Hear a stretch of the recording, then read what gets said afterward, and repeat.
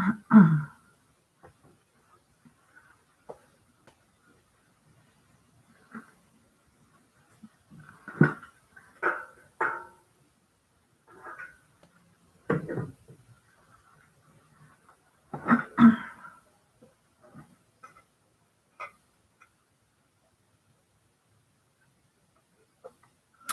everyone on YouTube. This is Na again, making another one of my live Come Alive YouTube stream. So, I hope everybody is having a good day. That is the mindset that you should, you know, adopt every morning for yourself, right? To try to have a good day, no matter what, in an ever more challenging world. So I'm changing the lighting to show you guys. I changed my outfit. So I went from my native Indian necklace to kind of vintage. So this is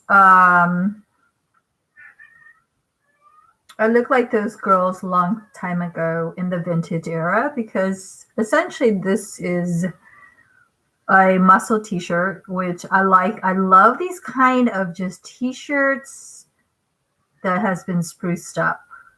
So essentially this is a muscle t-shirt that you would wear to the gym, and Forever 21 added these beautiful embroideries, right? And I'm wearing it with my cross that I have backwards. And it was a cross at TJ Maxx. Essentially, nobody wanted it. And I don't see why. It's a beautiful cross, and it's more of the original cross form, where the cross is actually more of a plus symbol than the long, right? This is actually how the original cross looks, right? And as you can see, it's very beautiful. And if you Google it, this cross will show up as the original cross. You know, now you have the more longer to shorter, but this is actually the original cross. And this is where I said that the Alpha and Omega symbol would show up to the left and the right of this cross, not the long cross. So this is the original cross. And you could wear it short or long. For me, I wear it short because I want to keep God close to me and bad stuff very, very far away from me. So now, right, I went from looking native Indian to like those chicks from a long time ago, like in the 30s, you know, kind of vintage, and they were kind of like these head wrappings. So yeah, I totally changed my looks on you guys. See, that's what I mean. I'm a chameleon.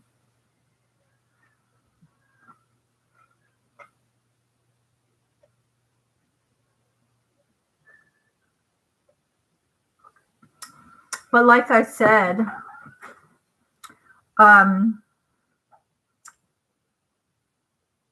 that's one thing that I really like about me, that you know, I like the fact that I have a face that could connect with every race. Because essentially, you know, I can. Some people, unfortunately, right? They just like it's their race. Blacks, white, Mexican, particular type of Asian or Arabic. And for me, you hear a lot of time on YouTube, they'll too like these specific girls are the most beautiful. I disagree. I think the face of the future is a face that is represents all race. And it's very hard to find a model or a person, right, that represents that in a respectful way. There's a lot of YouTubes where you have whites trying to be blacks, blacks trying to be white, right? Mexicans making fun of Asians, Asians, you know, or you have people from other parts of Asia, like India, right? I know there's a comedian from India that was kind of be comical about the different languages of Asia.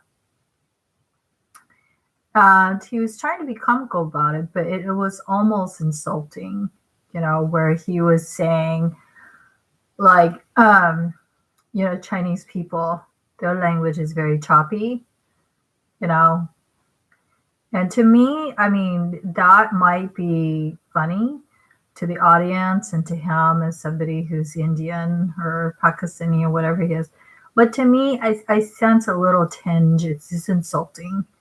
What he sees comical is something that the Chinese people, maybe that's what they cherish in their language, that they do make that kind of Chinese sound. And he was saying like Vietnamese people sounds like the Vietnamese put a period after every single word, and I get it. He's trying to use comedy to cross-reference cultures, right? But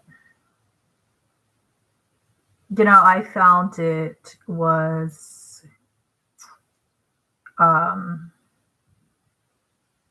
don't know. I just found that it wasn't funny to me, because I'm aware of all the Asian cultures, and what he's making fun of is something, or what he sees comedy in is something that they treasure, you know. So yes, that's my icebreaker. As you can see, I went native Indian too. Girls, now I'm looking at me. I just threw on this outfit. My friend says I'm very random about what I dress. Actually, I had a friend long time ago, and he's Mexican, Alfredo Rios. I have no idea where he is. But he used to say that my outfits were very random, and it looks like I just pull things out of the laundromat and just kind of put it together without thought. But you know what? For Alfredo Rios, till this day, that's a style now. That's the style now, to be random, to be eclectic. That means like not of a particular, right? And you're mixing metals and materials and colors and themes, and it's eclectic. It's in now. Whatever. I love myself. I love the fact that my face can identify with pretty much every race. And, I take pride in that. I don't take pride of a particular race. I take pride that I can identify with all race. And that I'm approachable. Yes, believe it or not, contrary to the popular beliefs and lies out there that are very biased, I used to volunteer at the Vineyard Church in Anaheim, California. And is one of the largest food banks. It has been changed over.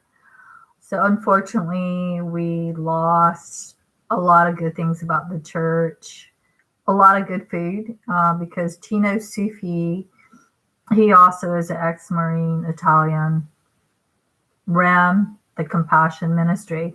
And he was able to wheel and deal with nearby food places and restaurants, Italian, to get a lot of good food. I'm talking a lot. Like you're talking big wedding cakes, baby back ribs about this big.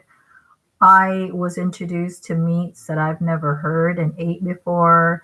Buffalo meat, different parts of meats that I never had a chance to eat. And it was big portions. A lot of Italian, like calzone, which is kind of like a pizza, and just stuffed mushrooms, so good. And caviar. Yep, you heard it, caviar at a food bank. So yeah, we lost all that over church things, and now they just hand out, right, cans of food. Yeah. And along with that, we had a lot of clothes, and the church took that away. And a lot of it, I will give credit to Tino Sufi. He was the one who put his heart and soul into it. He's a pastor, a firm believer in God. And he was a Harley Davidson, right? So Christians come like children. They come in all shapes and sizes. And we got furnitures, which helped a lot of my friends who had an apartment. They didn't have a table to eat on. They didn't have a sofa to sit on, kind of stuff. And Tino made it happen. And he also recruited a lot of his members with his truck to go deliver. Yeah. That's one thing unfortunate about the church is Christ is the head of the church. And within that, there was control, right? And finally, I guess there was a total takeover. So we lost the clothes, we lost the furniture, we lost all the food and everything that Tino set up. He had it set up where volunteers could have little pizza parties, at the end of the volunteer time. And I remember one time he came up to me and he said, they're gonna have a big, not just pizza party for volunteers, like a big food thing. And he asked me if I wanted to come. Yeah, we lost all of that, because like I said, it's unfortunate that people don't recognize the Christ head. And so apparently Tino and his supervisor, Nigel Morris, under the pastors there at the time, were booted out. And then some people from Scotland took over.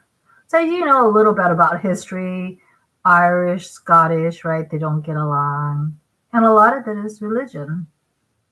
And that's not that's not what my cross trick and the cross represents. Jesus says, I've come to bring the world together, body of Christ. So, people who use religion to separate people are politics. A lot of that's going on right now, especially on YouTube or any other social, right? The things that I brought up recently were really shitty, right? That's uncalled for in God's eyes. So yes, I like my look today. I look like a little One of those girls a long time ago. You know how they wear those skirts with a little frilly, and they kind of dance like this. What's the Butsy Malone era? That kind of era. I guess 1930s. Maybe I'll be that for Halloween.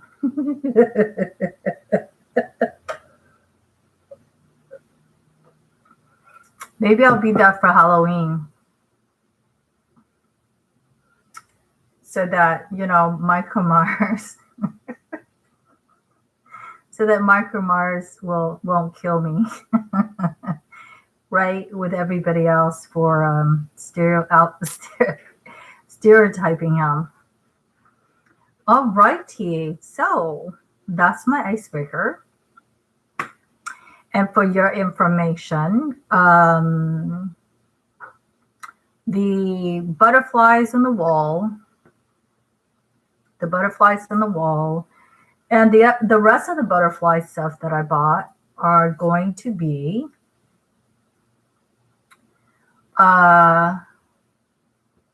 given to Goodwill. Why? It's not that I don't like it. It doesn't, connect with everything that I have going in my house. Remember I told you it's like my Italian necklace, right?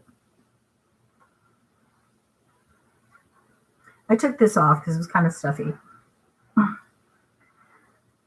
So yeah, as you can see, I tried to hang them up, and although they are more secure on the wall, I like what I had up there before. If you don't remember, I had kind of like two, like a photo of a stiletto and a message saying "worry less, smile more," right? And yeah, I like that. It goes better with my angel wings. Yeah, so this and then the cat. I like it, but I'm very picky. So in art, there's contrast. I really think the bipolar in me, I love high contrast, right? Extreme. So as you can see, the color of the cat photo is vanilla, which is very similar to the wall. So there's not much contrast. Whereas the other photo that I put up, it was high contrast. The pink, the gold stiletto with the pink, it really popped on the wall. So it's going to go back up. And before I start my video, I'm going to crack the window open a little bit because now all of a sudden I'm stuffy. And the kitties are in the garage, so there's cool air in there, but I just want more. It's raining, so we're going to take advantage of the fresh air.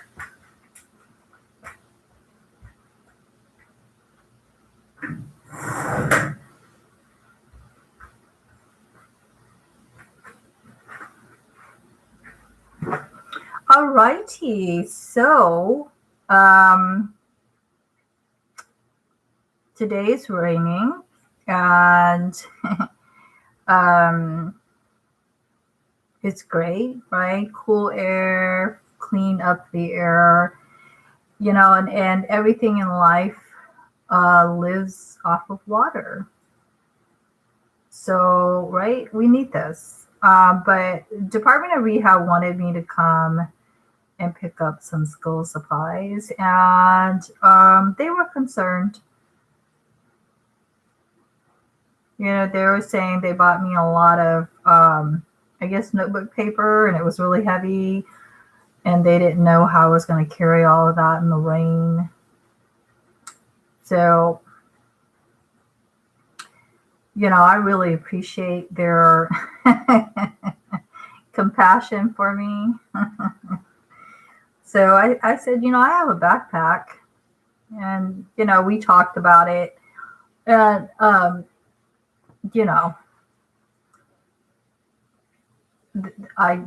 we both agree we'll pick it up tomorrow. and I'll work, I'll spend my time today either enjoying, finishing watching my movie Leatherface on Peacock, or my Halloween, my Halloween paper. So they're cool with that. I'll put on this. So I want to be decent. Oh, on my live stream, but I don't want to heat up.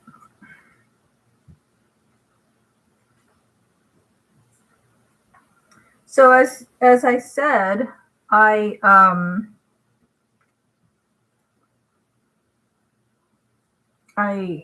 planning to grow out my hair, and that's one reason why I said I'm going to continue to wear this until my hair grows out. And yeah, until my hair grows out, and it's gonna look awkward in the meantime. And I'm limited to wearing barrettes and ponytails and even stuff like this, but that's what I gotta do until my hair grows back. Either that or wear a wig. But I really am, I want to really stick to my theme that no matter, right, how much we botch our hair, thank God made it where it's always going to go out long again, right, versus wrong. Could you imagine if God didn't, like, back us up in that way? Like, how many times have we cut our hair, right, and messed it up, or colored our hair, right? It doesn't grow back, we're in trouble, right? So you got to give it to God.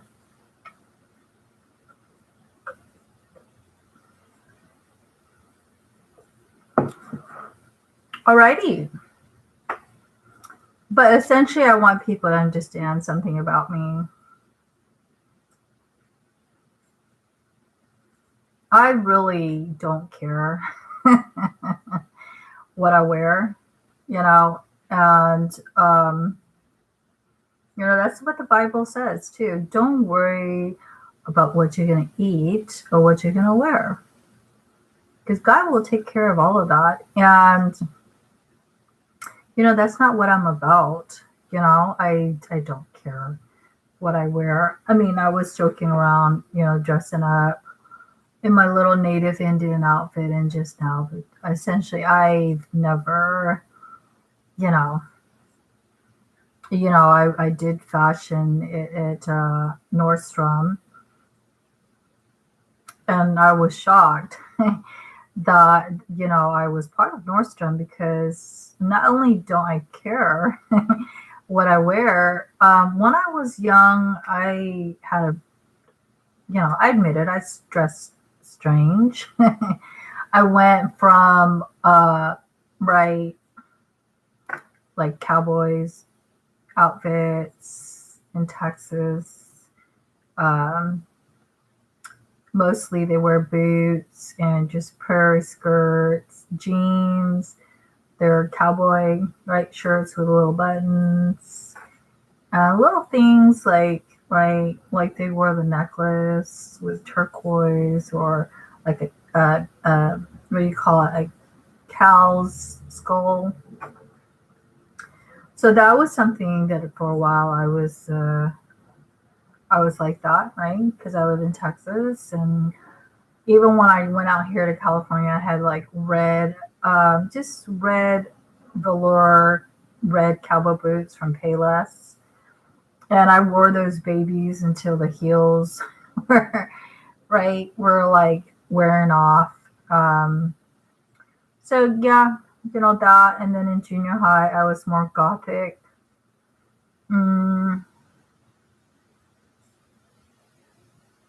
Being in California, the California way of dressing kind of rubbed off of me, like the beach theme. But essentially, I don't care. I don't care.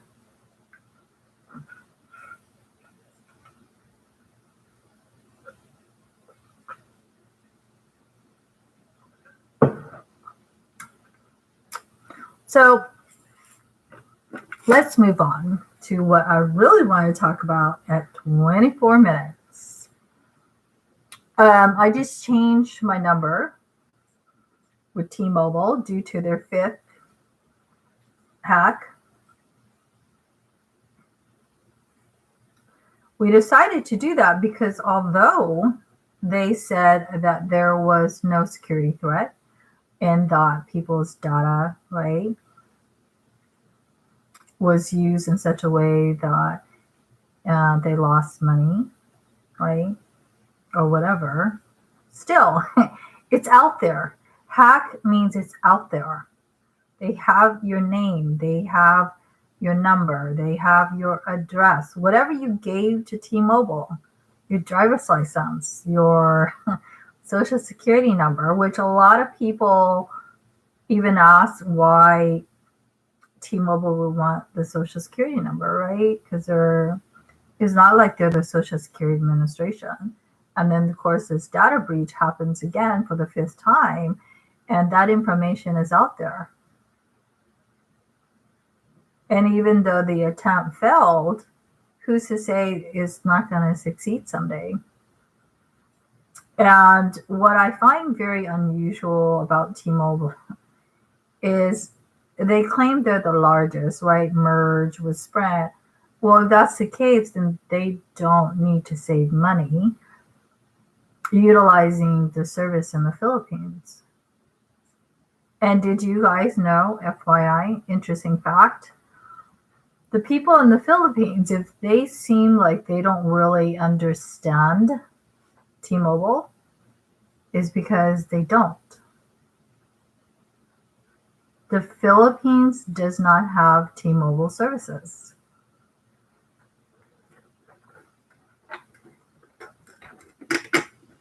Therefore, everything they know about T-Mobile is not from having their service and actually using their products. It is essentially what they were trained, which I'm pretty sure is not that good.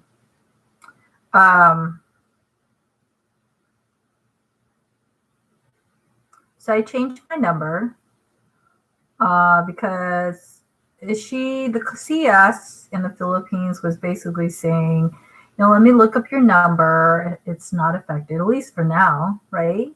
Within the context of everything else. Remember, I taught you guys the importance of looking at the context. This is the whole situation.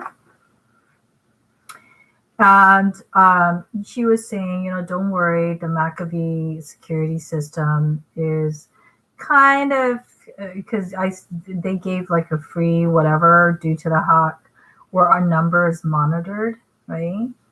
But still, my number is out there, right? And there are a lot of idiots that's got my number, right? Especially scammers, how they operate. In a nutshell, is they'll take your number. It's worth like $1 data. Then they'll bother you on your phone, right? And then they'll leave. And guess what? They'll sell your number out to 10 people. And those 10 people hit you and bother you, right? And then they'll leave and they'll send the same number out to 100. And they'll keep on doing that. So you blocking them, this network is not the solution. Change your number. That was something I taught on my last channel as a security feature. And that's something T-Mobile, the new T-Mobile Scam Guard Shield works on. First of all, they're trusted more than other, right, scam things, malicious scam protections on your phone. And the difference between T-Mobile is that their security changes every 6 minutes, right? It's updated every 6 minutes. So criminals are always going to have to, right? And even then, the last time I checked on my Scam Guard Shield, let's go. And I'm having to reset it because when you change your phone, it disconnects some T-Mobile services, removes some apps, some contacts maybe. So even that 3 is blocked. Okay, which is less than, right, 30. But what you could do is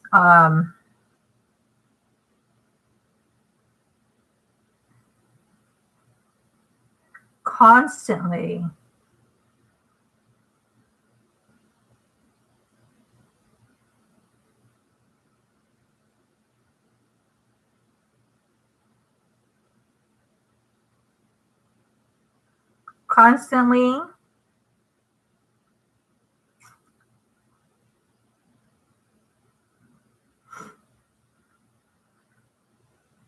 if criminals are always like my creative justice, right? If criminals are always trying to come up new ways to circumvent the criminal justice system and you as individuals, guess what? Keep on changing your numbers, right? Keep on changing your Gmail, right? I have 5 Gmails because to me, they're like folders to keep things organized and used in different purposes. Plus, it's fun to come up with Gmails. I'm starting to have fun doing it. And I have 2 numbers, 1 new personal and 1 hidden professional. All right. So what's the difference? At least with T-Mobile. The personal number is, you can't look it up. It's not listed. All right. But their T-Mobile digit is an added feature where it's hidden. Okay. So you have to know what, you don't understand what that means, ask T-Mobile or cybersecurity people or people who were victims to expand on that. Okay, now they're saying to avoid SIM swap, right, is to have a Google number. Why? Because these numbers are harder for criminals to attain than your personal number that's always thrown out there. However unsuspected or innocent you think it is, right? It's just thrown out there. And criminals like somebody who's going to pickpocket, they're going to dig and get those numbers that you kind of threw out online or in life, and it's not for them. They got it. So now, with those kind of, SIM swap scams, they're saying get another number. That these criminals are going to not ease. It's not going to be thrown out so much, and they're not going to be able to know that number, like a Google number, right? So just because you get a call that's Google related doesn't mean it's a scam. Okay, there might be a legit person to that account, which is something I thought. Anybody with a Google number is a scammer, which makes Google look bad, right? There's good and bad to everybody. And, with T-Mobile, you can have a T-Mobile digit. And it serves the same purpose, right? Minus some exception, which I don't have to worry anymore. Like Facebook, right? I tried to update. I was trying to be open and honest and transparent, which is something Facebook, right, can never get down. So I was like, I'll report my T-Mobile digits number to them. And guess what? Just to prove my point, Facebook could not verify that number.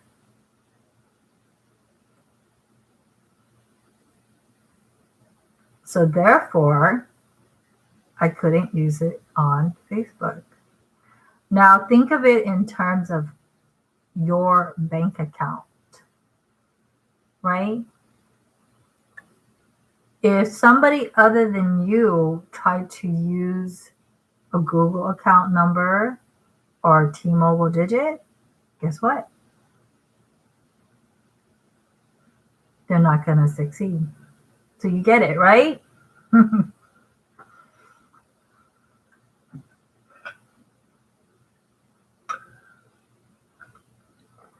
You better get it, or else criminals going to get your stuff. So that's what I did today, and honestly, I loved it.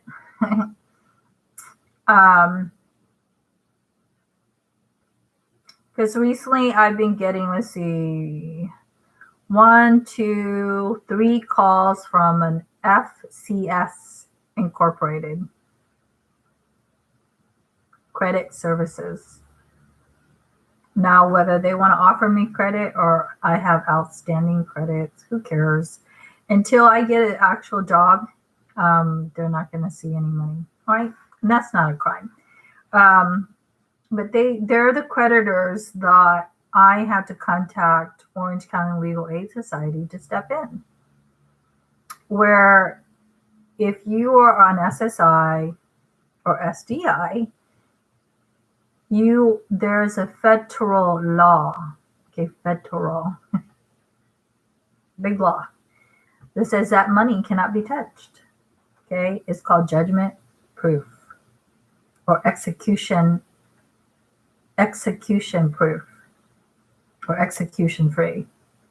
What does that mean? That means not only can it not touch SSI, SDI money, except work money, right? They cannot prosecute you in courts, and more to that federal law. Within a statutory limitation of 10 years, they have to back off. Doesn't matter how big the amount is. If a person living on a disability doesn't have the money, they don't have the money. You're not going to call them every day like they did me and harass people and put down disabled people, right? Because being late isn't a crime. Them calling people with these kind of money several times is a form of harassment. So, plus they can't touch your money. They have to wait until somebody goes to work. And even then, they can't just go in and take all your money, right? It needs to be agreed upon and appropriated in courts, right? So I had to contact Orange County Legal Aid Society to the situation where these creditors were doing this. They're calling from 3 different numbers. And, Gloria Perez, one of the paralegals there with the attorneys that work there pro bono, downtown Santa Ana with the courts, they wrote an order of cease, right? Cease communication. Because these creditors were calling me, you guys get it, right? We overspend. And now these creditors is their opportunity to raise chaos, where they're calling you several times a day, pressuring you, to give money you don't have, right? Charging you interest for being late, which is what they prey upon. So Gloria Perez with the Orange County Illegal Aid wrote a cease communication letter. And the phones start ringing. Why? Because if they continue to call me, they've broken the law. Okay? When attorneys in the courts and the law of the United States, especially on a federal level, declares cease communication, cease from doing what you're doing, you cross that line, it's a crime. And the reason why this federal law backs up disabled people is because they know, right? And that's why they have a cap off on how banks, especially predatory banks, can charge for bounce checks, all right? Because a while back, they used to lure people into doing that, right? You don't have the money, we'll cover it, but they're going to charge you a little bit for the service. Well, let's say the limit is 7, and if they were to charge you $30 for 7, let's do our math here. Where's my phone? It's right in front of me.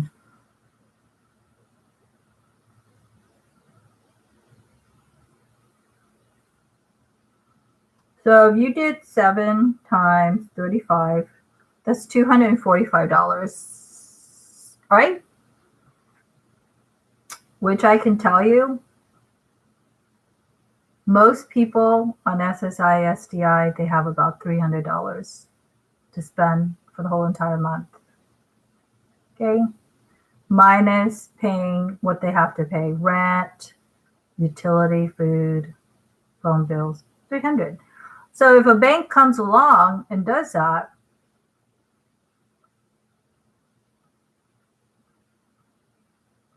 $300 minus $245, the disabled person is going to be left with $55 to spend.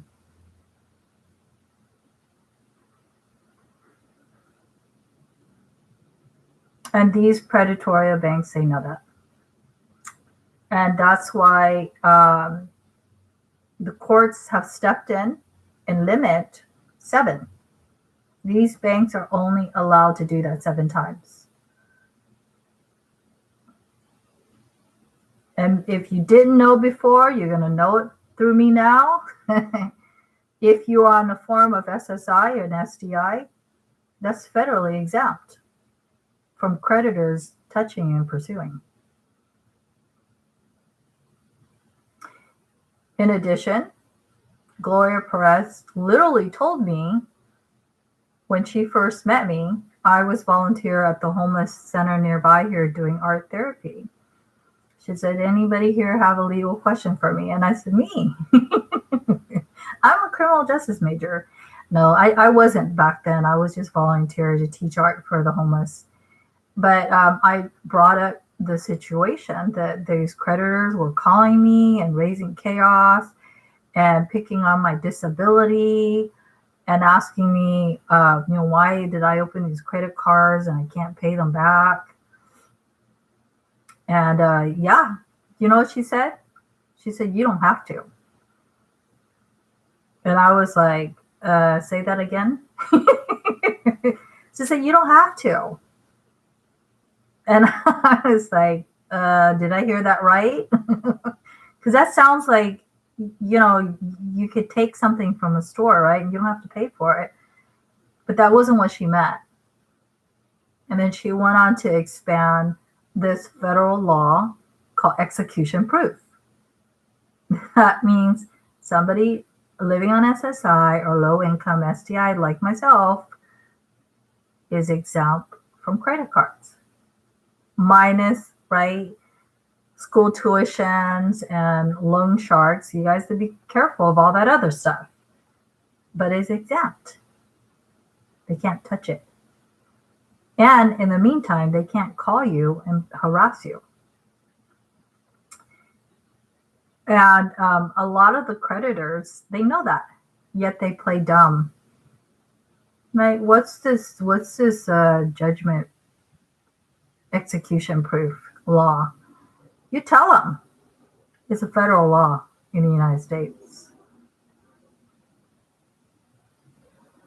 And contact your nearest legal aid society that works pro bono, have them write up a letter of cease communication. And once they cross that line, cease, that's a legal order to stop calling, to stop contacting somebody. And then at that point, it's a crime. Beyond just civil suit of suing them, it's a crime. So what she meant is that everything in the legal system has a statutory limitation, right? I think in even crime, the last I looked, you have about 98 days, right, to report a crime. You can't be contacting a year later that somebody stole your dog and expect the police to do something about it. It has to be like within 98 days, right? But she said within 10 years, okay? If for whatever reason you're struggling to find a job or the economy is not that great and you don't got money for this, 10 years, these creditors, all of them, no matter how small or big, they got to back off. And guess what? That's exactly what happened in my case.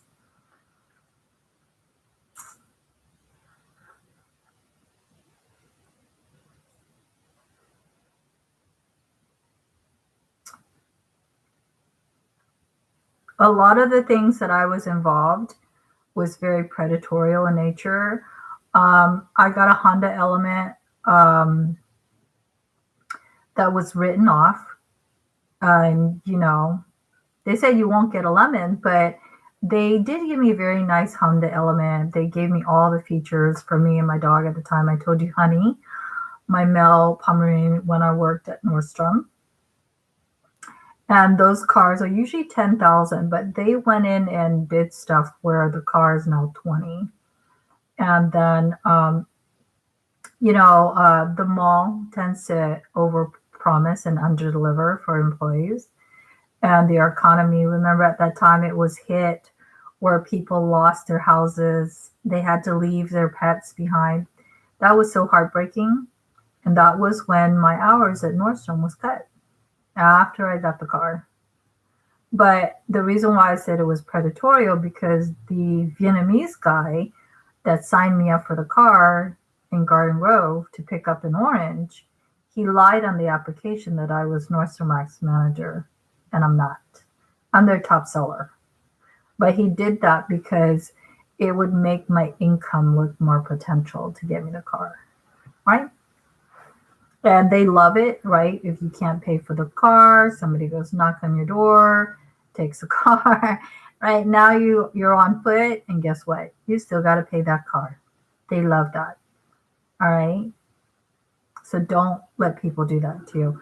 So that's a big one. And then another one was a scammy CNI college, all right? And for the sleazy owner, the Buffington, and their spineless attorney, this is for you, because they said I couldn't talk about it, but I'm going to talk about it. I love it when there's people like that in the little punk Mexican girl at Big Lots tell me I can't say something. Guess what I'm going to do? Exactly. I'm going to say something just because you told me not to. So be careful of scammy schools like CNI College because the Buffingtons, they're very malicious and they have a very sleazy attorney that will back them up. Okay? And scamming students. So what do I mean by that? Their school, they knew it was going to close out for massage therapy. Never got my license. Personal training never was really taught. One teacher left because he knew the school was scammy. The other one was terminated. The third one was pretty much out on stomach surgery. Okay.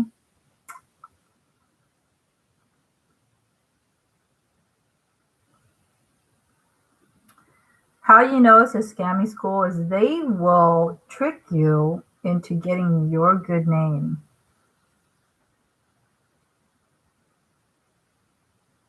Okay? To utilize the U.S. Department of Education tuitions in your name. And these courses that doesn't have a certificate that are never delivered are charged. Like personal training, I would say the most is $3,000. They want 4 times that. Okay, keep in mind it was never taught. And they're victimizing not only students, but the U.S. Department of Education tuitions. For my case, they lured me into basically taking these monies in my name. They utilized, maxed out my tuition and took out 4, which I didn't even know. See, you should know, right? They used my name to take out all of my grants, 4 of them, and 2 tuitions for courses that were never, there was never a certificate, even though I scored very high in massage therapy, and a personal training class that was never taught. And I could tell you the massage therapy class, the attorney was saying, stop talking bad about the school. It's a fact. Okay. The teachers were, a lot of the class, they were talking about STD, tests at clinics and police stings, and warning girls about, that going on, and if they're going to massage people privately at home, right? It was very like they were selling out girls, right? And a lot of our class, we had to actually take off all of disrobe as a group in class among ourselves and the owners and the dean of the school. Kenyon, big fat blonde lady that was a big bitch to everybody, unless you give her what she wants. She could be otherwise. It was very much that. And you'd be shocked to find out who they service. St. Joseph Hospital in Orange.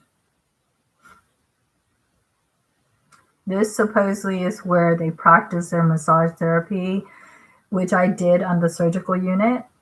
All the nurses there said, I had amazing hands, very healing. And I was very touched by it because I was hospitalized in their sister hospital in Texas, St. Mary's of the Plains. So for me to recover and be able to heal other nurses on the surgical unit, they were very complimentary. They said I had hands that were like doctors, and it was very healing. And I asked them, what do they mean? And they said it's as if, like, when you touch people, you're thinking. Like doctors, they palpitate you. They could tell. And, they even want to say that my massage was really good because they've had massage from other people and they were left with bruises, and worse conditions. But I remember one time, Kenyon, she told me, she let all the other girls go to do their services, right? But told me to stay in school. I was dunced. And looking back, I'm glad. Because they were selling out the girls, And it wasn't just to the female nurses on the surgical unit, but the male staff that runs the hospital, St. Joseph. Guess what? St. Joseph is a Catholic-based hospital, and it's nothing new that there's sexual molestation. And that is what I want to talk about at 53 minutes.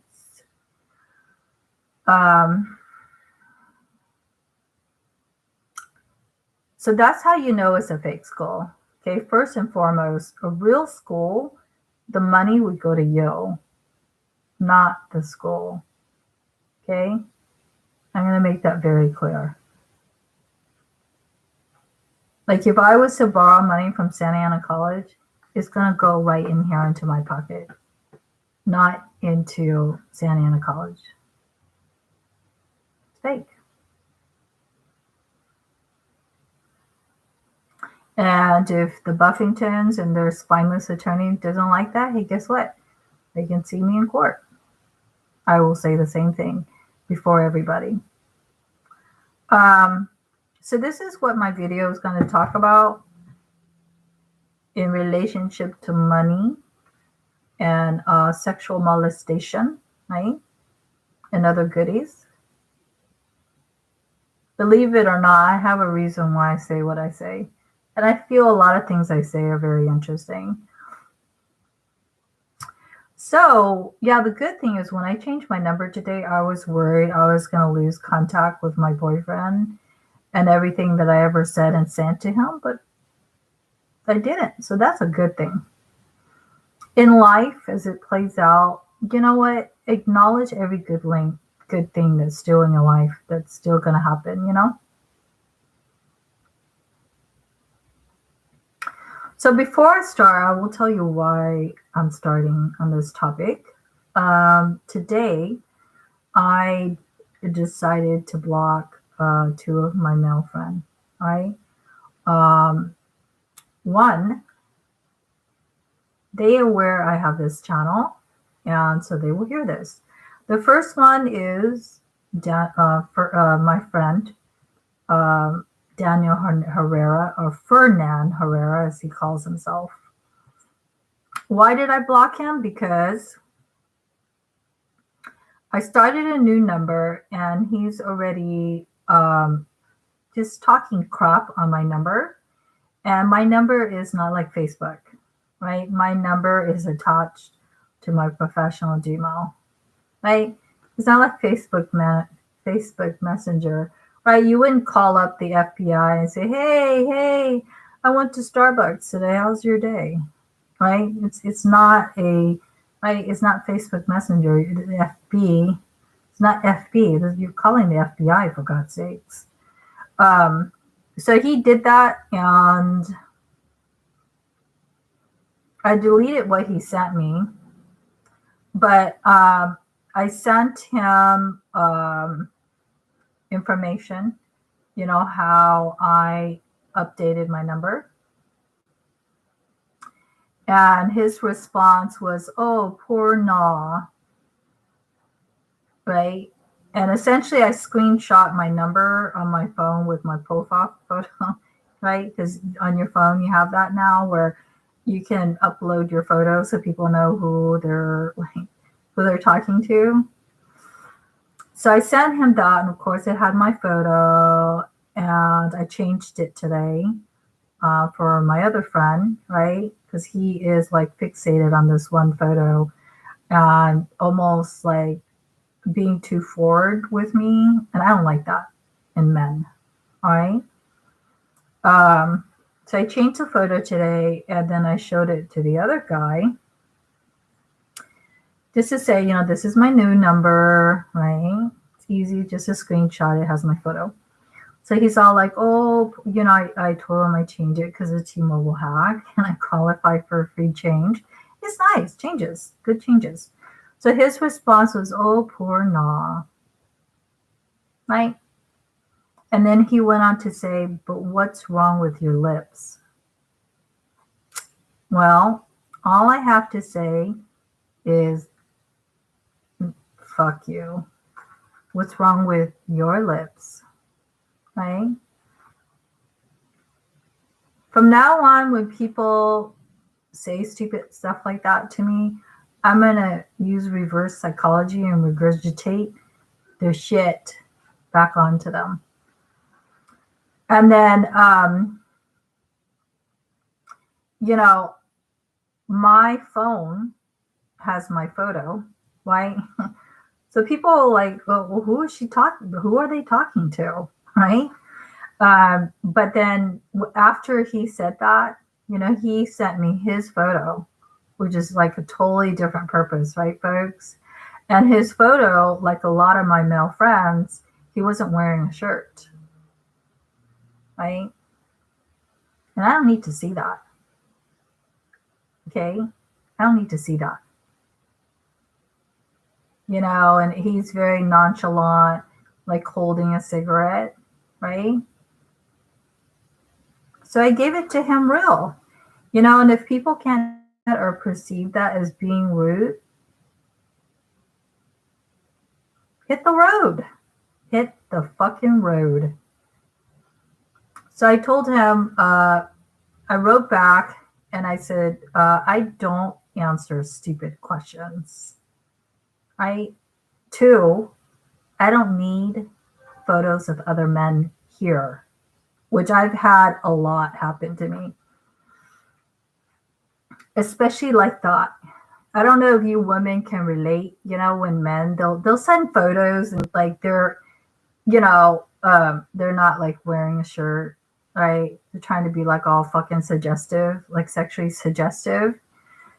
And, they're very like fucking machismo with their cigarettes and shit. And yeah, I said, I don't need photos from other men here. All right.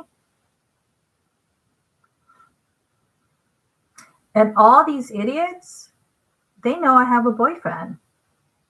And they're doing this more so. That's just fucking stupid.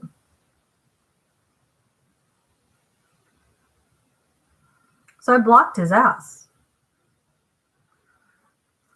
And remember how I told you me and him had a conversation about inanimate objects, right? Guess what? That hat, that pink hat that you see on the sofa, he got me that. And guess what? I'm going to sell it out to Plato's Closet because I don't want it. First and foremost, I don't want it. I have enough. I prefer this, which I got from the Dollar Tree. And essentially it was supposed to be like a mass head wrapping, but it had so much nice material. I was shocked they only wanted $1. And essentially it was big enough, right, to wear, to cover your head. So what I did was I cut it in half. So I had like two bandana bandeaus French for this. So yeah. First and foremost, it is Adidas. It's new. It's nice. It's just, I don't care for it. Right? I'm not into brand name. I'm into my own beauty. I don't really care for it. Plus, I don't like that it is related to him.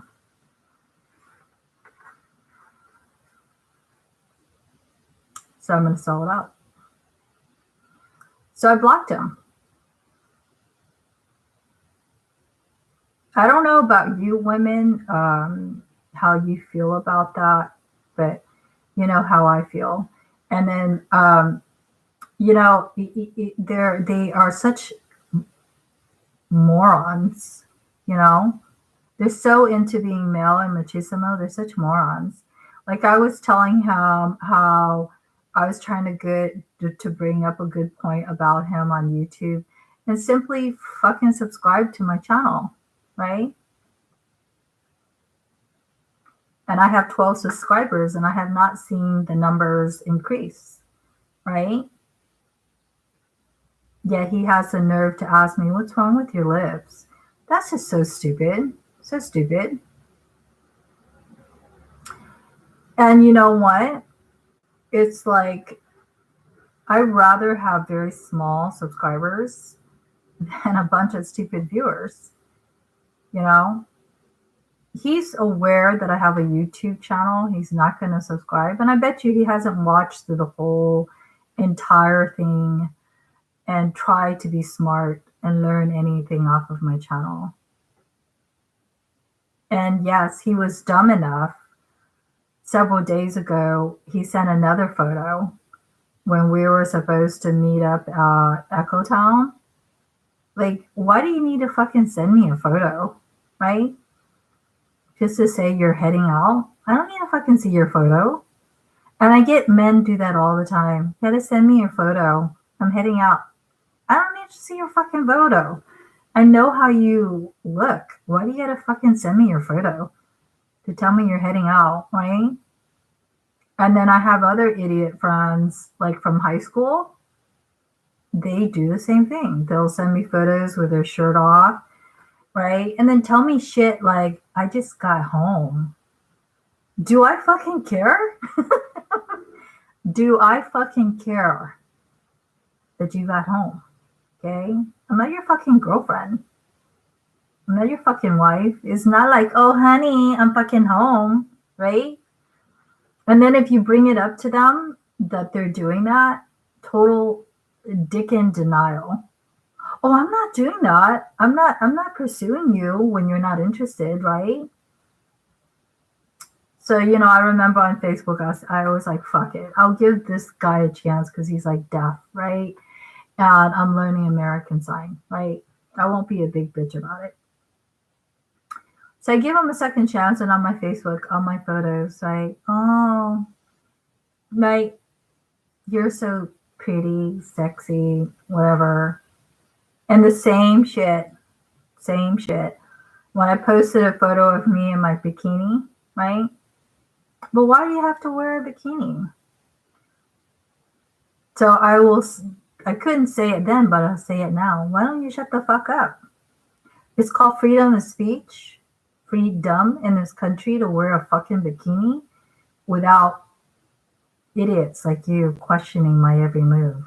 Because you're not my fucking lover or boyfriend or husband.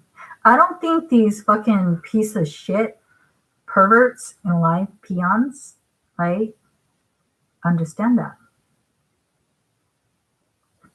And I don't know about other women. I cannot tell you how much of a fucking turnoff that is, a fucking annoyance, and that is the only fuck they're gonna get. And I get it all the time. They gotta fucking send me photos, their shirts off, gross. When somebody's not sexually interested in you and you're like shoving sex in their face, it's gag is what it is. It's gag. It's like force feeding somebody something they don't want. And you're like, take it, well, shove it down their throats. Gag. And then I had another friend a while back. His name is Richard Jigger, and he's an older paraprofessional. He did the same shit. So don't even fucking think Lady Gaga and me and other women, right? We are so sexy, we're stupid, we don't see through that shit. We do. So I'm filling in the blank for Lady Gaga and every other woman. So this Richard Jagger, he did the same thing. He brought me to Costco, and they're so fucking pathetic. He bought me like a cup of coffee for like $1 something, and now he thinks he wins me over, right? With like these other idiots. I mean, how insulting to women, right? Let me buy my own fucking cup of coffee or make it. Drinking one now. I don't fucking need shit from these men. So he brought me to Costco, bought me like a fucking $1 coffee, and now he thinks I'm his property. And then, before he got in the vehicle, like these other idiots, he had to get out of his basketball clothes, right? So what he did was he, removed his shirt, like out in public, right? To reveal his bare chest like the other idiots that I don't care to see, right? Like you can't fucking do that in the restroom or when you get home to your apartment, right? It's gross is what it is. It's gross. And then he used to always, take me to his whatever condo in Irvine. And,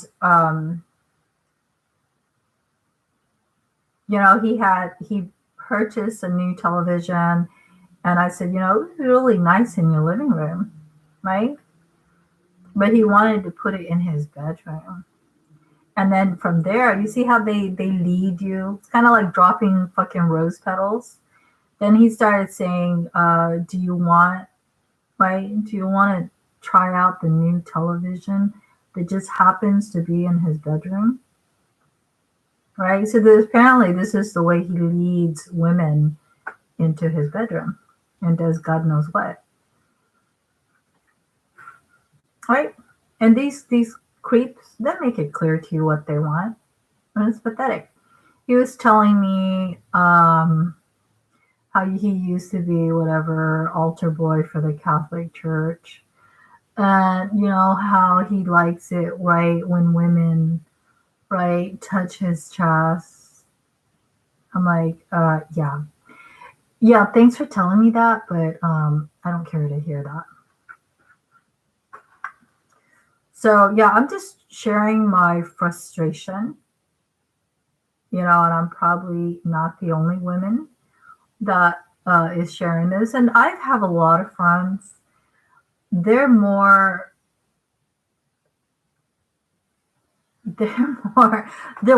than me. I have friends, they carry pepper spray. I have friends that have been trained, right, to say and fight back men doing this kind of stuff, which is something I should just fucking do. So, I put on my profile on my phone that my boyfriend is my boyfriend. Like, just to make it very clear to these other creepos, yet they keep coming. They keep coming like the ocean wave. They back off and then they come back. They back off and then they come back. Back off and then they come back. And you know what I have to say? That's what I have to say. If you find it offensive, hey, guess what? At least I'm being honest, right? You don't want to be in a relationship with somebody like me to find out right after 5, 10, 15 years how I actually fucking feel about you. And that's something that, I want to warn men, right? I get a lot of men who meet me and immediately sex. They don't know anything about you or me or anything under the sky, sex, right? But what I want to say, how do you know I'm not psycho? Right? You know how they try to get women in their vehicle? How do you know this girl isn't going to kill you? Right?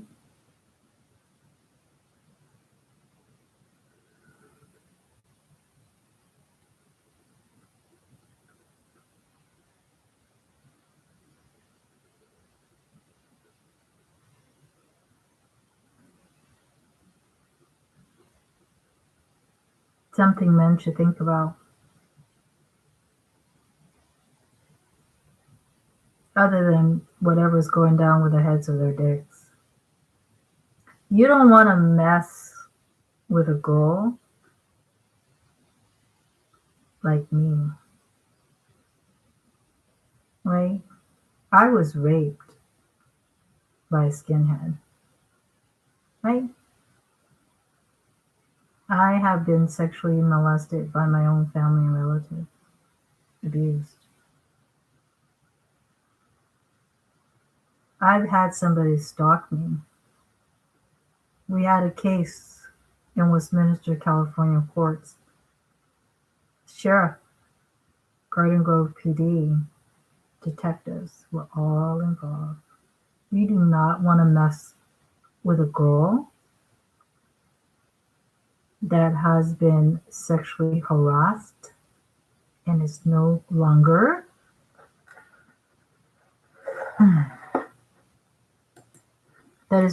scared, right? Because I'll show these little men I'm beyond sexy.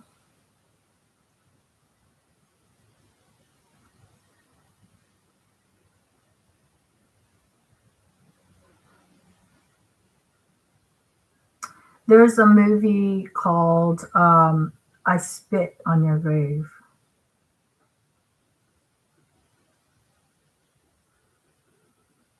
And it was essentially portrayed a girl that was violently raped on defense of Lady Gaga. I think we think somebody like her, right, deserves to be raped.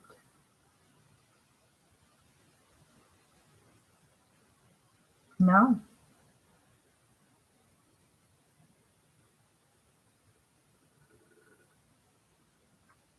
So in the movie called I Spit on Your Grave, you guys might want to see if it's on YouTube or Netflix or Hulu. The girl was raped and she was violently raped. To the point the men who raped her left her for dead. And guess what? She didn't die. She came back with a vengeance. Hunted down each and every man that raped her. And enjoyed Let's just say she enjoyed killing them, giving it back to them.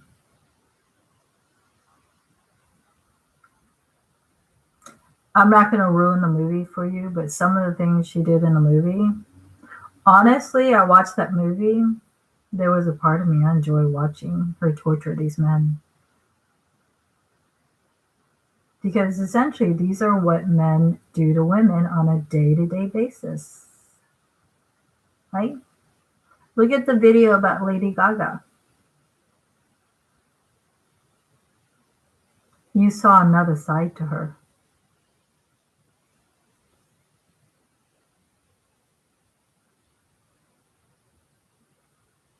And I have another side too.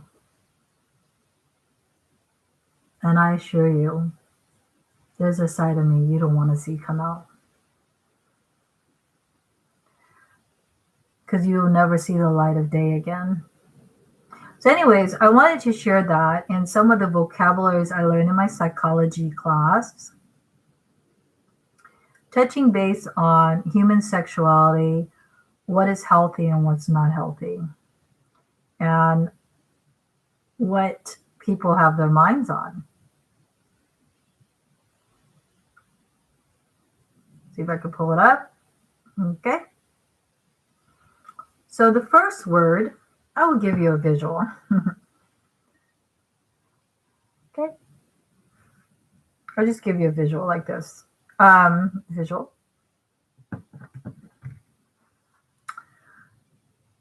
I want to share this with you because of more so because of what Lady Gaga said. She said that when she was raped, right, she didn't have anybody to reach out to or even talk about this stuff. So I'm here, right?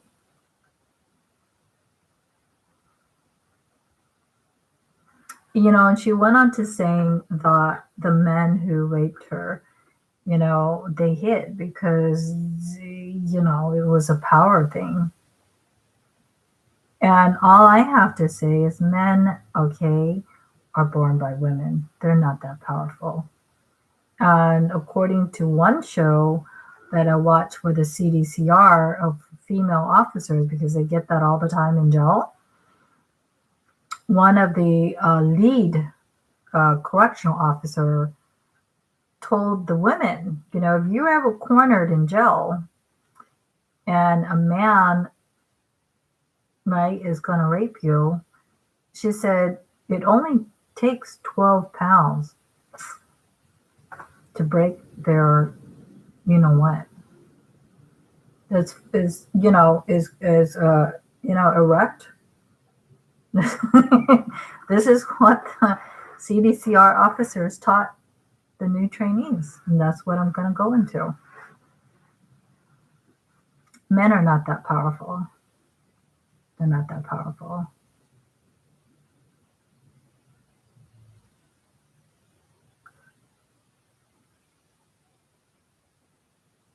Right? So let's go on into touching base on further into open discussion beyond just rape. So the first word is voyeuristic disorder. Okay, keep in mind it's a disorder. I think a lot of people in society now, because we over-sexualize everything, they cannot distinguish between what is sexy and what is just sickening. Sickening. If I have to shout it in somebody's face for them to get it, I will. It's acts or fantasies that involves us observing an unsuspected person disrobing. In other words, a peeping Tom. Okay? I'm not talking, you know, I'm not talking about you doing that, you know, like for me doing that to my boyfriend with consent, right? I'm not talking about that. This is different. You're talking about peeping Tom, right? Somebody that guy who always worries out your bathroom, right? When you're trying to take a shower, or dressing, that kind. I'm speaking up, filling in the blanks for Lady Gaga. Whether you're like somebody like Lady Gaga, or some unknown woman, or a woman that men deem ugly, I'm speaking for all women to defend them. The next word is called vaginismus. Vaginismus. All right. Vaginismus. Vaginismus. So I'm teaching you about sexuality, new words. So this is good, right? It's educational. It's not okay. It's not for erotic. I have a boyfriend and I have a bunch of idiots hitting on me all the time. No. I'm not doing this for erotic reason. I do not need anything more than what I already have going, which is my boyfriend. Okay. It is involuntary spasm of the outer third of the vaginal wall that interferes with sexual intercourse. So this is for women, educational, right? They're saying that the outer thirds. So you have your vagina. It's 1, 2, 3, right? They're saying that if you have any involuntary spasms of the outer third of the vaginal walls, that interferes with sexual intercourse, right? So, if, you are need to check that up with the doctor, you should see what's going on. Another one is transvectic disorder. Keep in mind they drop disorder in there. So what is it? It's sexual arousal obtained through cross-dressing. Okay? Now, I want to stop there. You've heard of transvestite, somebody who cross-dresses, right? Transvestite. But this word is just different. It's transvectic. This is a disorder. Now, why would they say it's a disorder?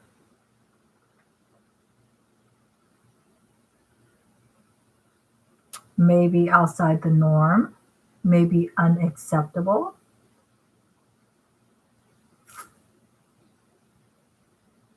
Right? So it says it's sexual arousal obtained through cross-dressing.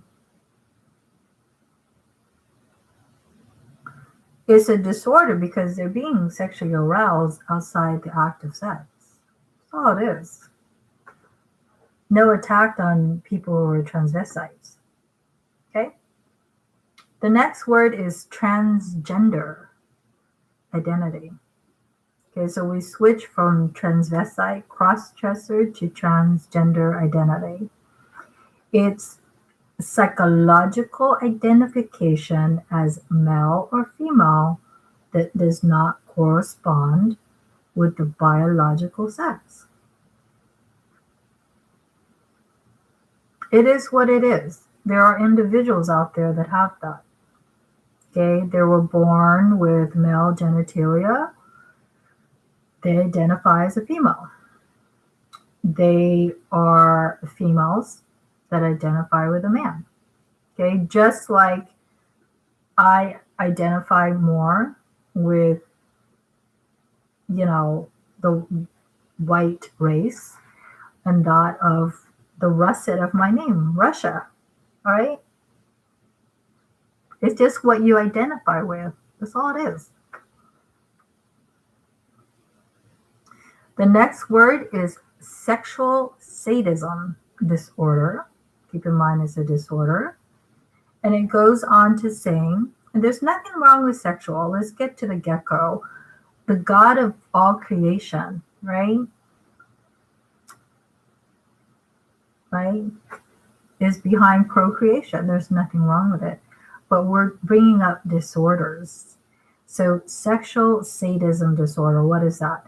It is erotic excitement involving inflicting sufferings on others, whether it is humans or animals, right? That's why it's a disorder.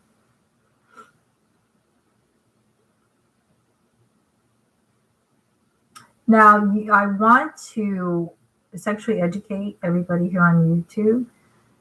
Sadism or sadist, sometimes you hear that, right? And then they throw in suffering here.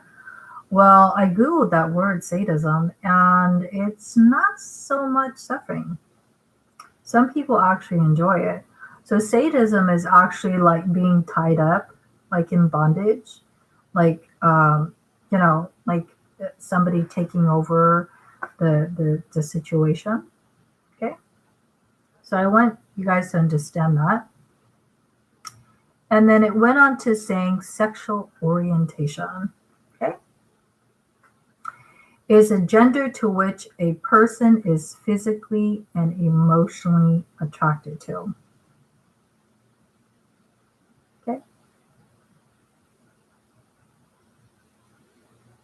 And being in a free society,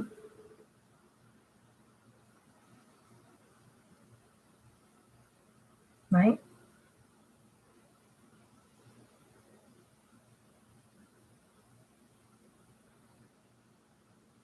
But then, believe it or not, the LGBT community, because recently with the rainbow was you see a lot of rainbows, was part of women's suffrage, which was part of blacks, right? Fighting for equality in the United States, LGBT, right? So in the United States, it is more likely that a boy that's attracted to a boy is going to be attacked and attacked violently, right?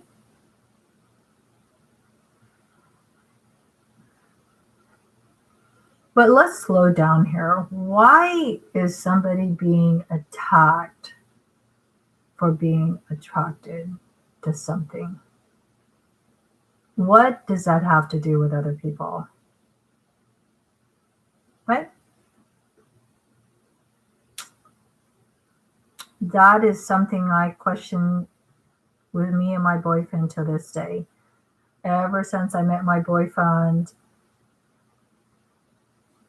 I knew he was somebody special. And the ongoing bickering and turmoil, which is no longer, was because other people, right, in some way or another, try to attack my relationship with my boyfriend. And it just backfires on their face. But, let's stop here. So other people are attacking somebody for who they are attracted to. What does that have to do with other people? If they like a man to a man, or like me, I like my boyfriend who's Italian, and he's not Asian or Amerasian. What does that have to do with other people? Absolutely nothing. That is a violation, total violation of freedom.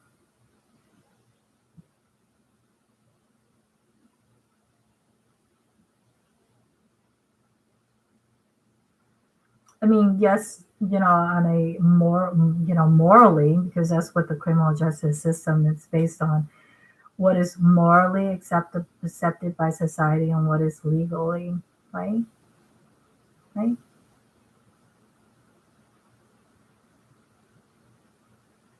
Is it a crime for two men to like each other? No, it's not.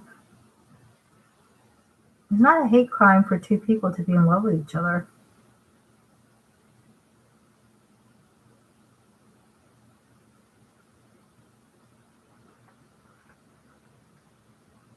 And that was something after I studied psychology first and now continue. that I saw that in relationship to our laws. I think we stereotype gays, right? Like they have bad sex together. No. Whether it's two females or two males, they might have legit reasons why they like and love each other and want to get married. Just as how I'm starting to develop from my boyfriend. It's no different. It's none of anybody's business. I think that's why I would never go back to Facebook, because they got their face into everything, right? The next word is sexual masochism disorder. And what is sexual masochism disorder? You would think like macho man, right? It says erotic excitement surrounding one's own suffering.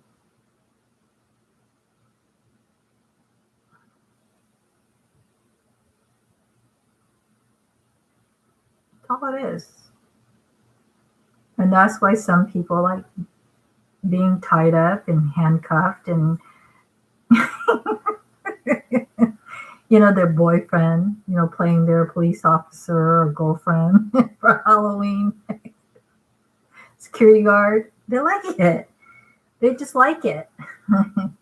I think in college, and I'm trying to buckle down and do it myself, like just accept it. Don't argue with it. Don't rock the boat. Let's try to learn something new out of this, right? Some people like, they like for Halloween, right? Their partner dressed up to be a security guard and handcuff them.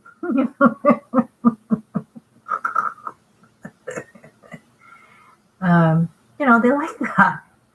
That's all they're saying. They're not okay. This Serego program, which is an extension of Cengage, they're not asking you to argue against it. They just okay. The next word is sexual dysfunction. What is sexual dysfunction? It's any kind of disruptions of any part of the normal response cycle. Okay. And there's a chart, and I will read to you what it is.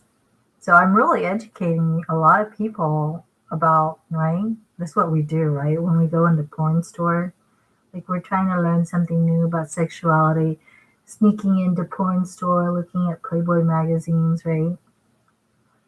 I remember I used to do that in the library. When I was 9 years old, I saw some sexual sex book.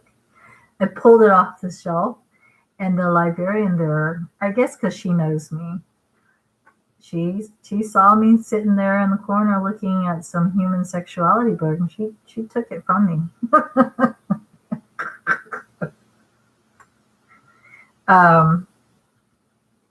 So now I'm going to learn what I've always wanted to learn with all the rest of us, right? We want to know. And actually, I got a book from A Touch of Romance. And, I thought to myself, this book is at a porn shop. It was very interesting. It touched like beyond this, all sexuality. Why people like to still be in diapers, why, right, people like to, wear pins. Like you see a lot of people that like piercings now. They explain all of that. It's very interesting. So the biological dimensions of sexual dysfunction is physical and medical condition, chronic illness, vascular diseases, right, Viagra, medications, substance abuse, which, by the way, marijuana interferes with a man having an erection. I had a lot of guy friends that told me that. Hormonal deficiencies and autonomic nervous system reactivity to anxiety. Okay. And the social dimension is relationship problems with partner, right?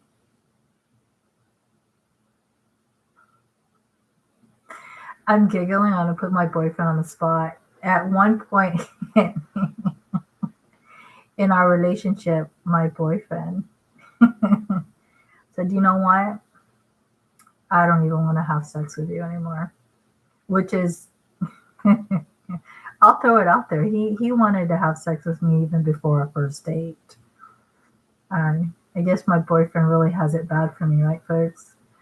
But our relationship, just like any relationship, it got to the point where he said that, and it was because of me.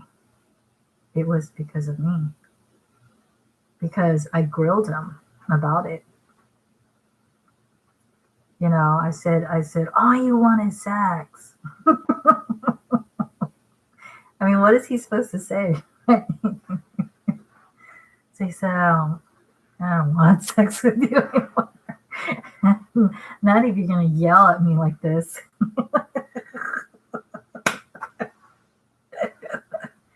But yes, I was very, very, very mean and nasty and threatening to him. And I was saying, no, the only reason why you picked me because I'm Asian, right? And I was saying, you think Asians are just booty calls, right? Yeah, I grilled him. I totally grilled him left and right. I don't know how my boyfriend survived it. And I was saying, I said, you're a kid. I said, you're a kid that needs a tricycle, right?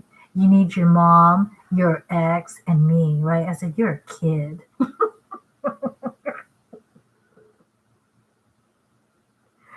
And thinking back, I was so angry at him because I really want a relationship with him, as strange as it sounds. Um, that I'm looking back on everything I said to him when I was mad. It comes off pretty damn funny. Yeah. So at one point he was like, "Damn, if I'm gonna react like this, I don't want to have sex with her." That's what I mean. I understand.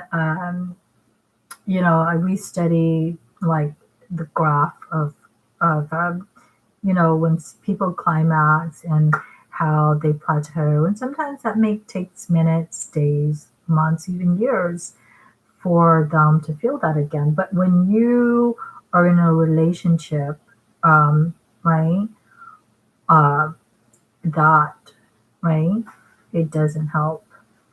And then it doesn't help that my boyfriend was saying things that um, was, that was cutting his own throat, you know. So now he doesn't talk back to me anymore,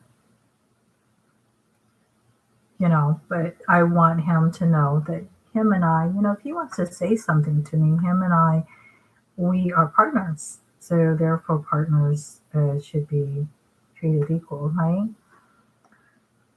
So other things is negative parental attitude towards sex, which uh, I will interject. Growing up, my dad is Buddhist and my mom was Catholic only in kindergarten. So sex was never talked about. I grew up, I didn't even know sex existed. So by the time I joined massage therapy school and this scammy CNI school, which I really believe they are selling girls out, and I'm glad I was dunced. Yeah, it was, they were, I was in shock because in my family growing up, sex was never talked about. Um, I never knew it existed, and for the most part, it was never allowed. Um, my parents, when they separated, my dad, would buy me like Jordache jeans, like, because back then it was like Brooke Shields, everybody wants like jeans and say they're not wearing underwears. Or is that Calvin Klein? I don't remember. But yeah. My dad would buy me those jeans for me. And my mom, at the age of 9, told my dad that he was making me look like a little hooker. So sex was not only not talked in my family, it was definitely not allowed. No jeans, right? Couldn't pluck my eyebrows, which I wish I didn't. But yeah, none of that. None of that. And growing up for me, it was very hard as I was developing and I was a late bloomer, and I was starting to develop breasts and curves and stuff like that. And, I grew up in a family that um, wouldn't have it. Like, what am I supposed to do? Like, tape up my boobs? Which, by the way, there's an interesting YouTube where women in Africa has to do that. It's called breast binding, where they have to, yeah. And, that's one thing I will give to men. I think the women's breast is the most beautiful thing, right? In terms of the feelings that you can give to yourself and men, but the purpose of it, to breastfeed a baby and stuff, right? And it went on to say rape or sexual molestation, right? Which is me to this very day. Strict religious and moralistic upbringing. So that's social dimension. The psychological dimensions are situational or, can't read it, situational or something anxiety or guilt. Performance anxiety, negative attitude towards sex, fear of pregnancy, HIV infections, or venereal disease. Okay, which is me. I'm germophobic, right? So as I'm reading this list, if you find yourself like me, check mark, check mark, check mark, that's, I have that. It will explain why you're sexually dysfunctional. And of no offense to me and other women, that's not good, right? Because when I'm with my boyfriend, it's not good because I can't, right? I can't function, right?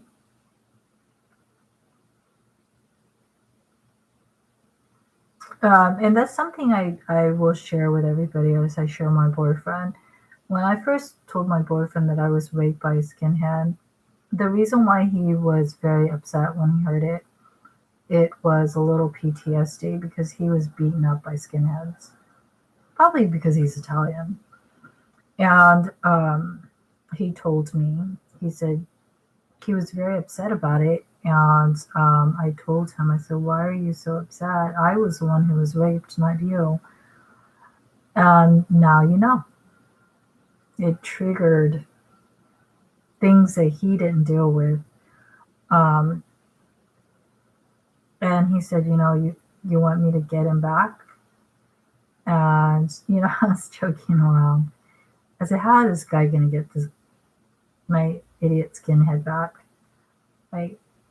But, according to what I read about one of my boyfriend's article under his, right, on Google, he nabbed a guy for pretending to be a minor,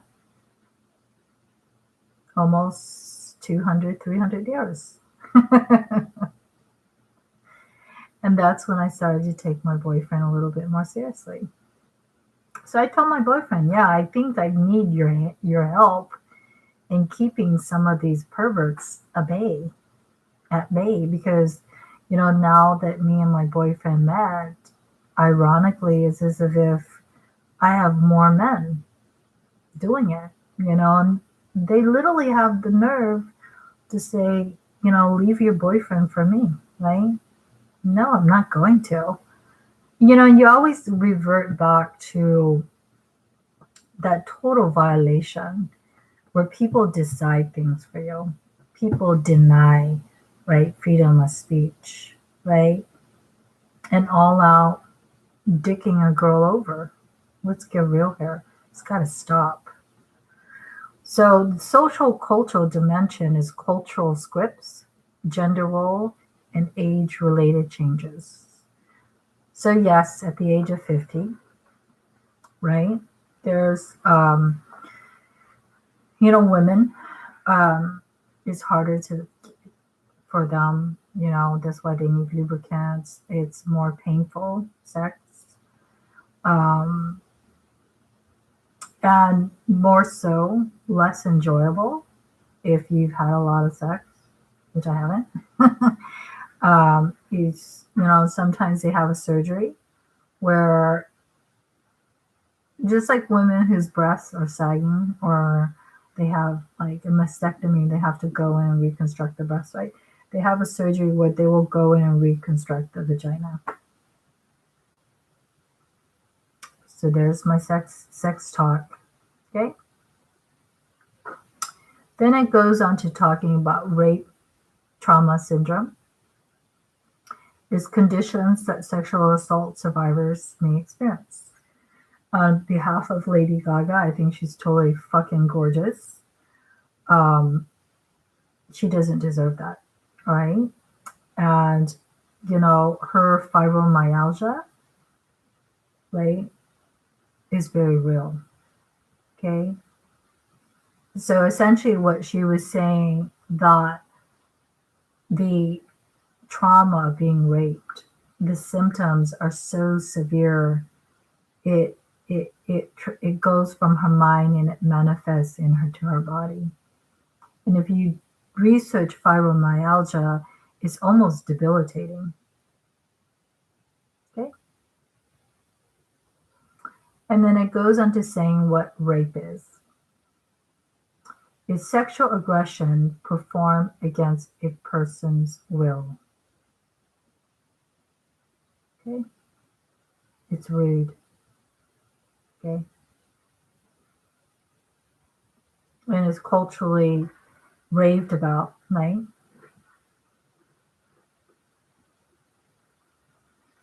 But I wanted to expand more on that because I too was raped, like Lady Gaga. And on defense of all women, okay, because I've been to the whole shebang and won a stalking case. It is a sex crime, okay, when the perpetrator sees that there's something sexually there when the victim does not. Okay? Now I want to interject something very important for all women, because most women are not as strong as men, and you don't need to be. Because I won a court in Westminster stalking case where the guy threatened to kill me on behalf of all women, and I'm going to present it here. In law, women, all women in the United States, all they have to do is say no. What part of no do you not understand? No. Okay? At that point, you have just laid down the laws. If a perpetrator, a man, continues to push sex on you, whether it's verbal, physical, or any other which way, stalking means they're following you around, instilling a lot of fear, and actually, right, they might do something to hurt you, okay? Now it isn't just sex, it's a sex crime. So like I said, based on what I learned with victim witness and the district attorney, Garden Grove PD, the detective who was female, the Orange County Sheriff was the one who served the subpoena and made sure I was safe in courts. No, that's all you have to say, women. No to men, to their sex, their sexual aggression. All right. If they persists to cross the line, verbally, physically, or any other which way, it is a crime. Okay? Now, however way they want to escalate that crime, then they will do the time and pay a fine for it.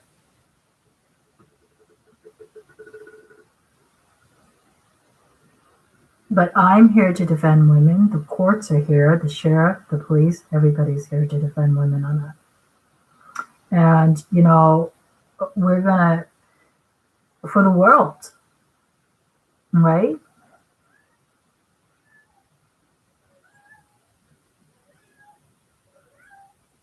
What's wrong, Daddy?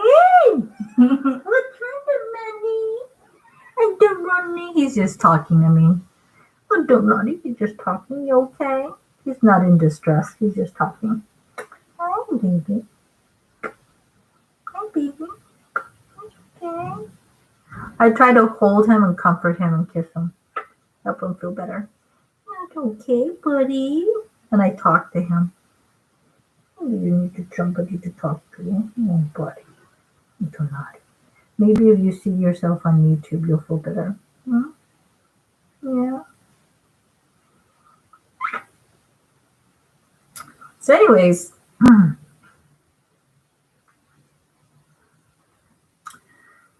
in the natural world, right, you hear a lot of YouTubes how right, a bunch of male cats will try to mate with one cat. And, she's like screaming her head off, right? Well, guess what? That's kind of how cats do it.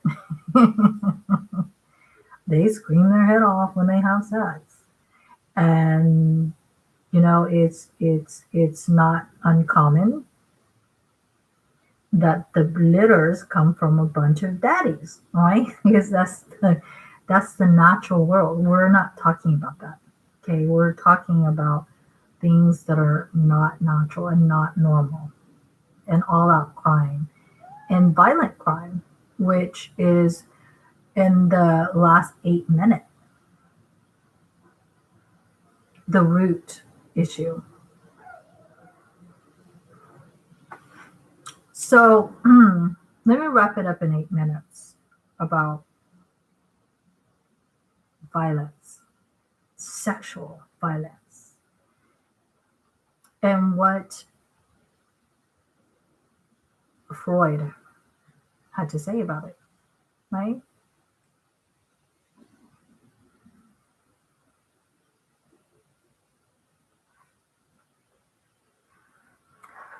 It's obvious, right? Our creator encourages procreation. So in essence, we need sex, right? But it's how. Okay? We're talking about sexual violence. Why? Well, according to Freud, he thinks that the unconscious or Freudian slip should be played out, right? Kind of like my boyfriend when he first met me. He could not believe. He was like, you really want to be with me? And I'm like, 2 years later, I'm still with you, right? And he's, I signed him up for my gym. I share with him pretty much everything, beyond just sex with him. I really want to be with him.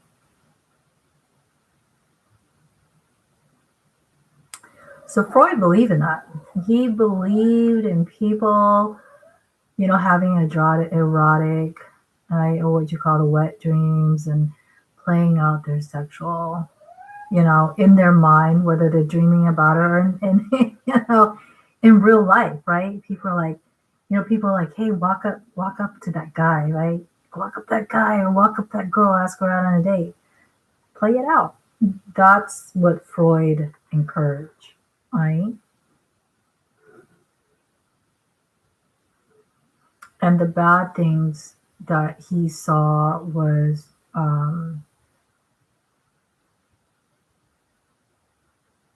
unwanted thoughts, things that just kind of pop into our minds that, we're like, yeah, we don't want to see that played out, right?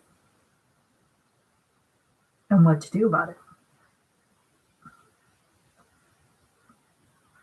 But I'm talking about sexual violence. And I guess the best way I can explain it in the last 5 minutes, and I'll expand on it more, is the case of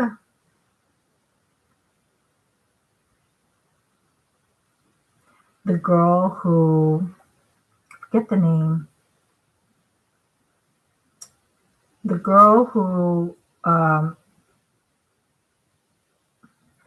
totally went blank. After this, I promise I'm going to upload her video. Right now, I told you I have a hard time remembering names sometimes. my mind's gone completely blank. She's a girl who violently killed her boyfriend, right?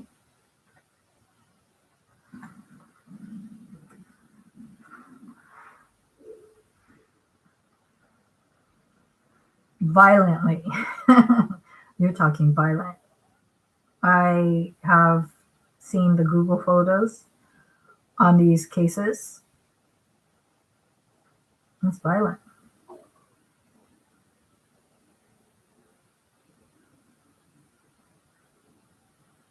But why? Why was she so violent? Simple. That's why Freudian always is brought up. Sex.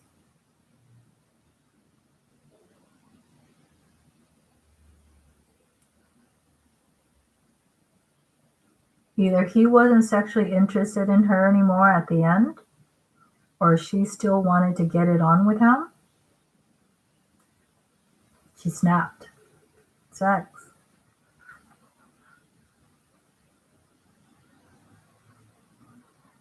In the case of O.J. Simpson, if you dug more into the reading, violent. Look at the photo of what happened to Nicole. But she, and most articles didn't tell you something that O.J. Simpson said, give you a glimpse why whatever happened. Okay.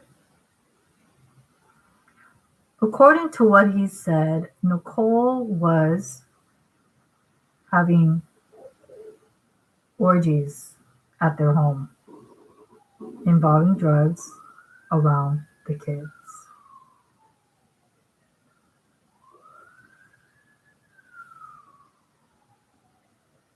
Right? You never saw that side of Nicole, right? Because, she and articles tried to portray her as, just a victim of O.J. Simpson. And, most likely O.J. Simpson did it, because he's he's black and she's white, right? No, there was more to it. O.J. said that she was very promiscuous to the point where he didn't mind, but she was having orgies at their house using drugs with the kids, his kids there. That's why.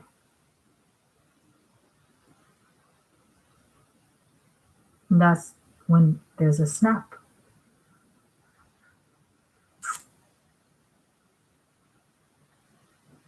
Sex. She wanted that, and he didn't want her, and now you go. Another gory sex crime, scene. Nicole, just to show you how primal the drive for sex is, or sex related, she got her neck almost completely severed off. Perhaps not severed off entirely, to show that aggression. that, she's not worth having it completely severed. And the other girl that killed her boyfriend, I totally forget her name. She repetitive. And according to the way the forensic broke it down, it was brutal.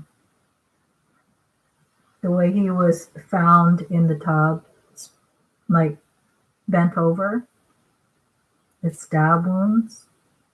They couldn't believe that she did it because it was so brutal. It seemed like something a man would do to a man. She did it.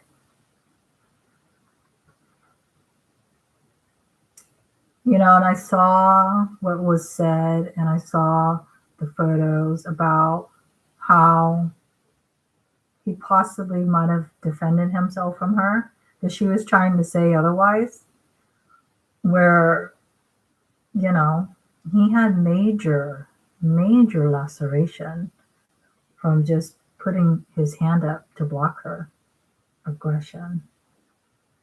That is how bad sexual aggression can be.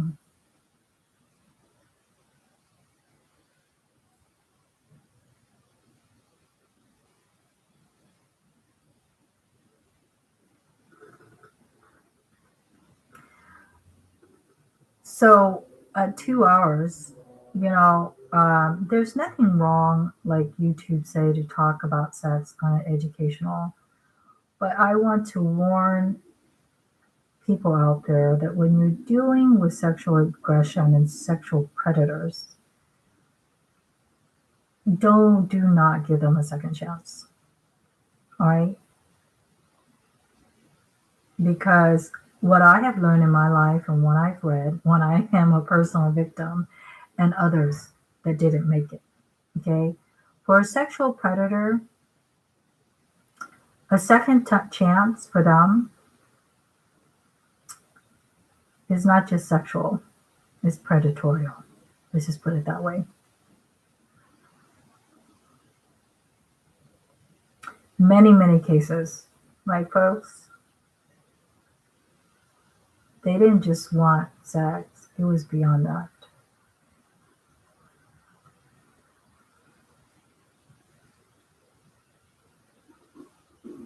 I told you I like forensic, right? Worst case, prostitutes, right? Women who put themselves out there. They're the ones who get murdered the most. And one case on the autopsy show, the guy didn't just want to have sex with them. He murdered them, and he had a modus operandi where, he would leave them in the street naked, like to degrade them. And I think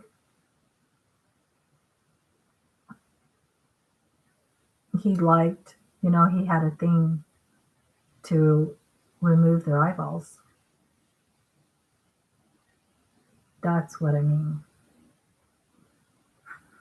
Okay, you're dealing with people that do not recognize the difference between what is sickening, and what is sexual. They're not going to stop, right?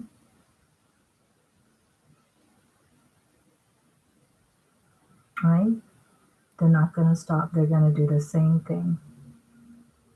And one crime begets another crime and a bigger crime, right?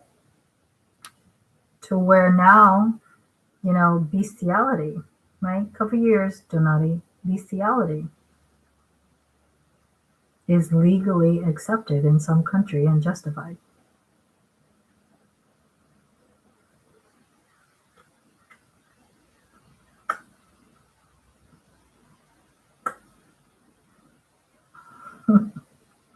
He's so cute.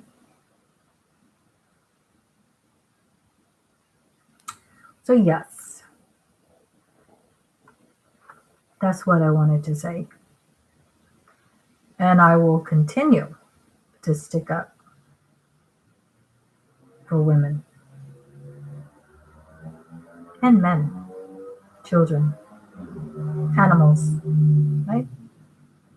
Everything.